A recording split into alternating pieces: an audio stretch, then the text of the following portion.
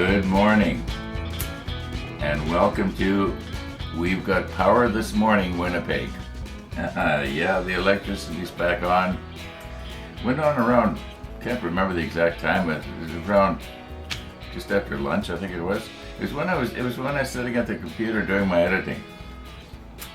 All of a sudden, everything lit up and it started to get noisy again. You know, one of the viewers mentioned how it gets so quiet when there's a power failure, and you know that's true. I was in the other room editing, and I could hear my clocks ticking in this room, and they were getting quite loud.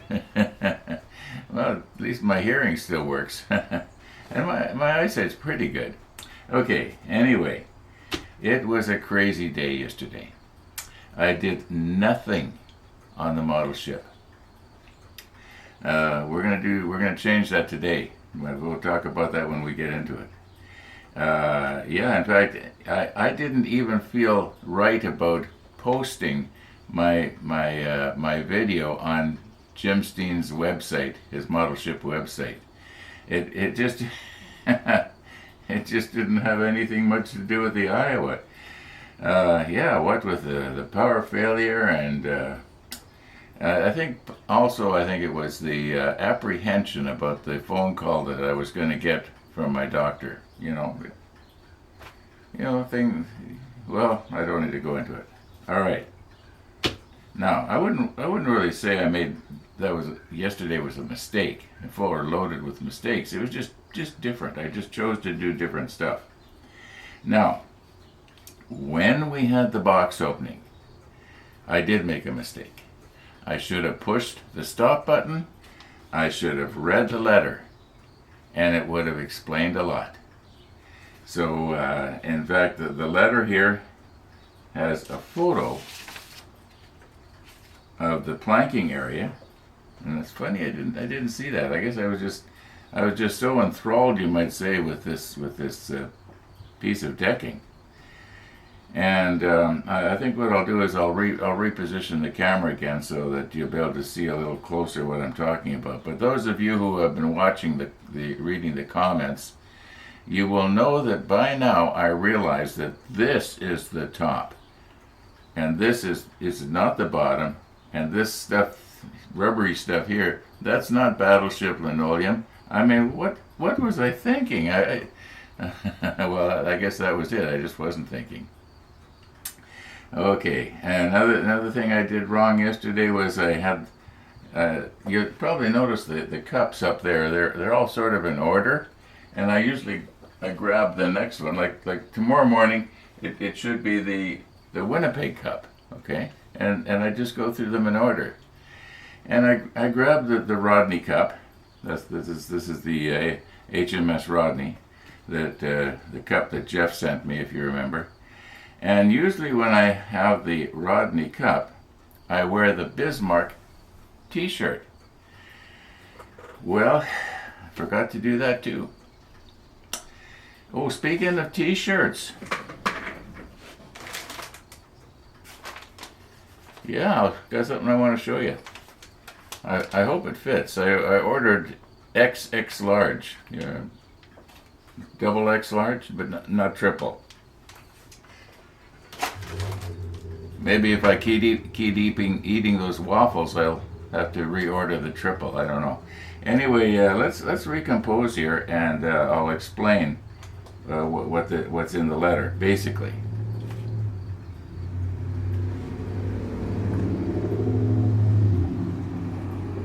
Okay, I had to leave the camera running just so that you could see the black truck. It's unreal. You know, I don't know what he does, but he drives that thing. I hear it going by, I was going to say 10 times a day, but it can't be that much. Anyway, it's not my business. Okay, let's recompose here. Okay, this is about the best I can do here. And you can see the circle here. And I don't know if he drew that or if somebody else drew that. I missed that in the letter. There's a lot of interesting information in the letter. And you can see here the rusty deck, the metal deck. And yeah, so this is the area anyway that piece came from.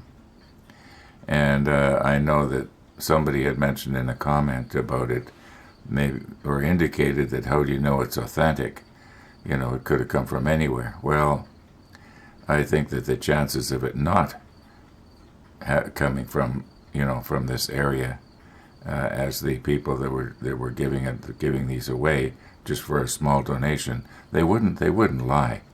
It's not like they're trying to make themselves get rich or anything like that. So I do believe that, in all likelihood, it's possible that this piece came from right here. I don't know, but I'm pretty sure it came from this area, and it is genuine teak planking. So okay,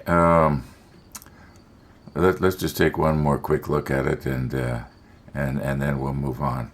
I want to get my railings painted today. Okay, I know we did do this already when we had the box opening in the 8K Extra, but what I did not point out was that this is actually rust from the deck. In other words, this whole thing was upside down like this. This was the part that the people walked on. I imagine that this deck was beautiful when it was new. I don't think it'd be like, you know, like a varnished hardwood floor or anything like that, but from arm's length it would have looked pretty nice. Anyway, you can see here in that circle, you can actually see these pegs. At least I can see them in the photo. So anyway, let's not beat this to death here. And as somebody pointed out, did I turn this thing more times than I turned my pizza? Or something to that effect. Anyway, yeah. Very, very interesting. And very, very appreciated, let me tell you. This is going to look really nice in the display case sitting beside the Iowa. I think a UK Jason was indicating that somehow I could maybe incorporate the nameplate onto it. I just don't know where I would do that, though. We'll see what happens. There's going to be snow on the ground before we get to that place. Okay, let's stop spinning it around here, because pretty soon I'm going to have to play the pizza music if I do. Anyway, oh, one more thing. Corey was mentioning that it had he had to glue part of it back on, so that sort of explains this glue here. I did see that, and I was wondering what that was about. Okay, so I guess it probably broke here. Anyway, it doesn't matter. Thank you again, Corey. Thank you very much. Now let's not beat this to death.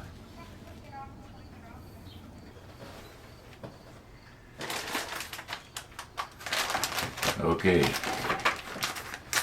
What I will do is I will cut out footage if I find that I'm getting myself bogged down here.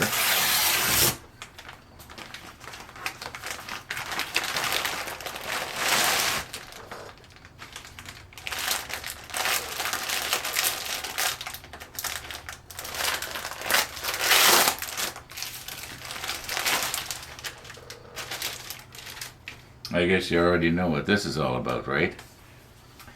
I was noticing when I'm out biking that anybody that's wearing something like this, it catches your eye a lot more than if you're not. And sometimes I'm just wearing my dark blue shirt. In fact, all the time that's what I'm wearing, except today. And I thought something like this that can go over top of everything. Now,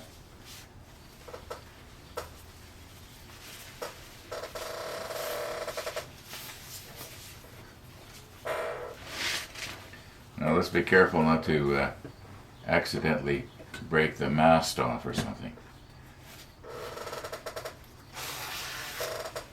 Okay, that unzips. I think the idea is you're supposed to be able to put this on over top of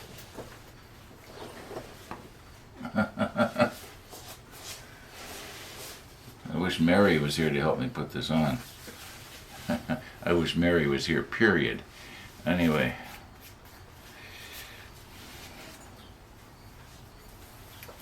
Okay, now then, supposed to, oh yeah, this is gonna, I can tell already, this is gonna be big enough, it'll actually go over top of my jacket.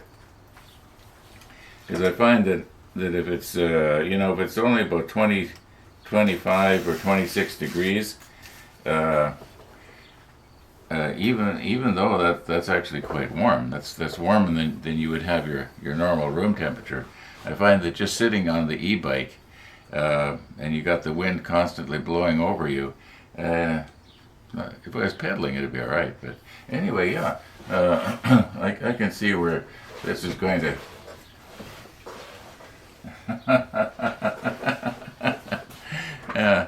somehow I have this feeling like I should have a pick and shovel in my hand and be out repairing the street, but or maybe a school crossing guard.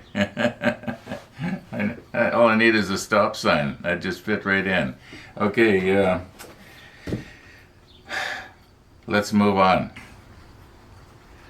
Okay, here's the thing. The Stynylrez is a fantastic paint. When you put that on photo etch, it really sticks good. It does, in other words, it doesn't chip off the way the Tamiya XF paints do. And what I was thinking is that because this is kind of, you might say, lumpy, I'm going to maybe use my Pache airbrush because it handles lumps well. For some reason, probably because the nozzle's so big. And it looks like that almost all of these C frets, like these are both a C, are what we need. And the little pieces that we don't need, it wouldn't matter if they got primer on them anyway, right? So it's going to take this gray primer and just paint everything while it's on the fret. Like when I nipped off those other pieces off the G sprue there about 3 days ago, I guess now, I'd forgotten that I was going to paint them while they were still on the fret. Probably people were yelling at their screen again. Anyway, second thing, I left the letter out here to remind me.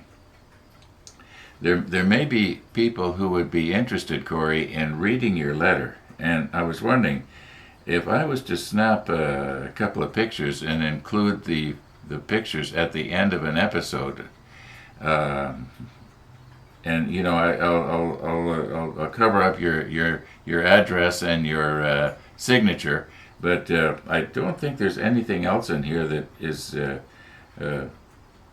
offensive to anybody else. So if it's all right, just let me know.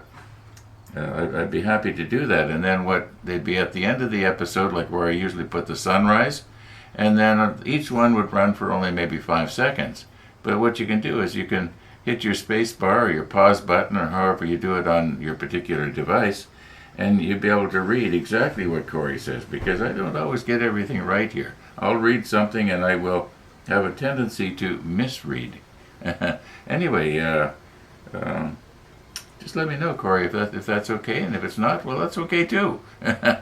Okay, let's get our airbrush here and get our paint booth dragged over, and oh my goodness, Jeff, I'm going to have to take off your nice shirt, because as sure as shooting, the Stynylrez is going to jump out of that jar and squirt on your shirt. It just, Murphy's Law. Anyway, okay, let's get at it. Well, it took me long enough to get set up. I couldn't find the little Allen wrench. I didn't want to go downstairs and get something out of my workshop, because I knew there's an Allen wrench that goes in the bottom right, the little set screw. I couldn't find it. Okay, anyway, it's here somewhere. I got warm soapy water here for basic cleanup. I think it says you can clean up with soap and water, so that'll be for part of it anyway. I can drop this stuff in there. Now, I have just shaken this up in the paint shaker probably 5 minutes ago. So what I've done now is I've let it settle, and most of the pigment should be suspended, but the chunks, I believe, will have gone to the bottom. So we're just going to try and pour some in off the top here. Okay. And we'll pour back what we don't need. Now where's my napkin here?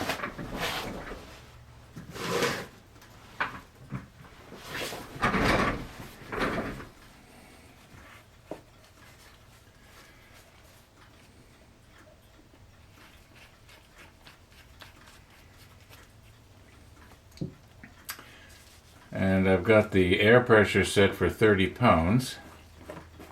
Because from what I remember is that this airbrush likes high pressure, whereas the other kind doesn't. Now is this going to hang up here? Yeah, I think it's going to sort of hang up there. Better than laying down flat anyway. Alright.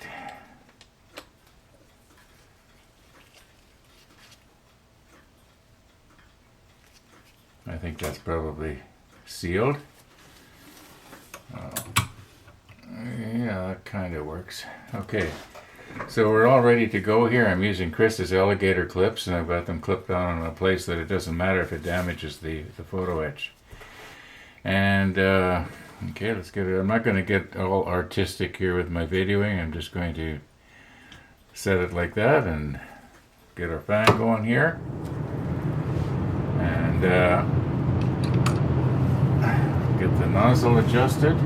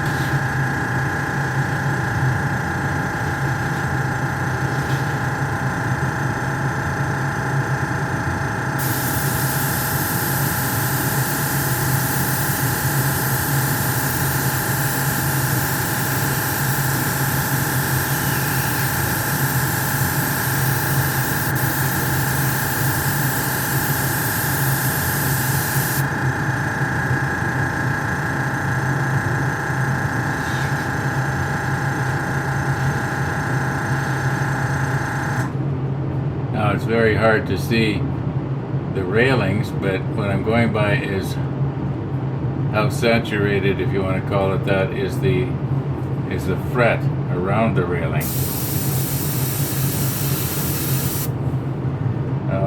I am having a problem though with the nozzle plugging up, so we'll see how it goes on the second one here now.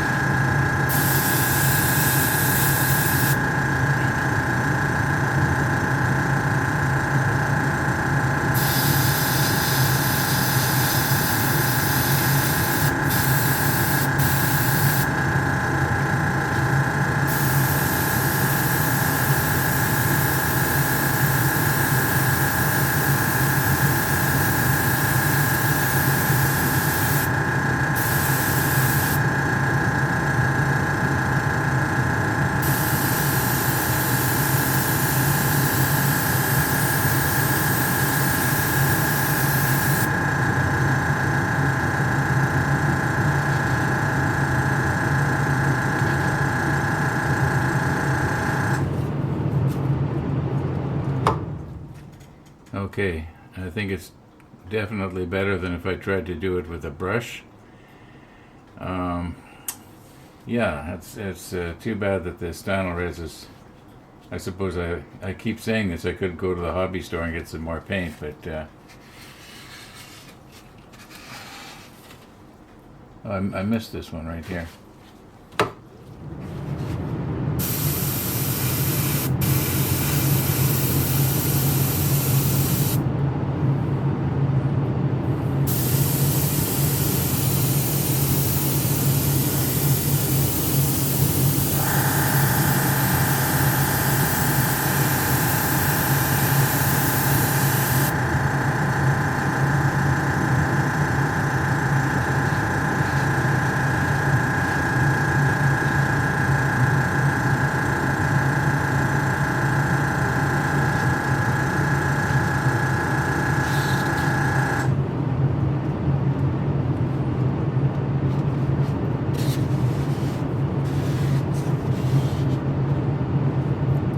Trying to hold it so the light will reflect off of the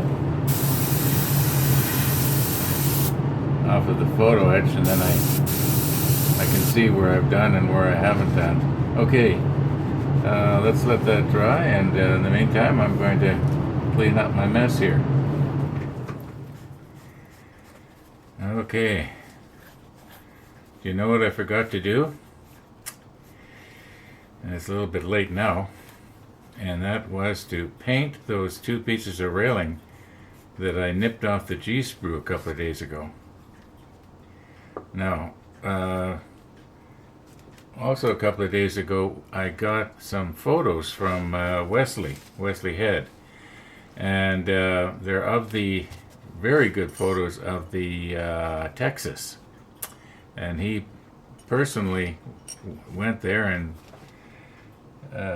snapped a bunch of really good photos, and I was going to attach them in this episode, but I think it's probably getting long enough here. And I do have a sunrise that I want to attach at the end. Nothing spectacular, just nice. And so we will air those photos of the Texas that were taken by one of the viewers. That's what makes it special. I mean, I know we can go online and see all kinds of stuff, but when it's taken by, when they're taken by one of the viewers, it makes it well, how many times am I supposed to say here? It makes it special. Anyway, just let me finish cleaning up the nozzle and the needle here, and I think this stuff is probably pretty well dry already. Now the warm soapy water did clean this out really nicely. I think the idea would be to do it right away. Guess I should unhook this from the other end. Anyway, I've got an extra one of these things here. And I think what I'm going to do is I'm going to just keep it in this little plastic bag with all the parts. Now, another thing that I think I'll do next time is I believe this is the, well, maybe that is the big nozzle. I know there was 3 nozzles came with this thing. I think a 3, a 5, and a 9, or a 5 and a 7 and a 9, or something like that. Anyway, maybe I did have the large nozzle on. Just let me check here. Yes, I did. I did have the large one on. This was the biggest one, and it was still plugging up. Well, what can I tell you? Time for new Stynylres, I guess. It is good paint. It just doesn't seem to. It doesn't homogenize as long as it should, I guess, or whatever you call it. Okay, I'm going to wrap it up for today, folks. So thanks for watching. And all being well, we're going to see you tomorrow.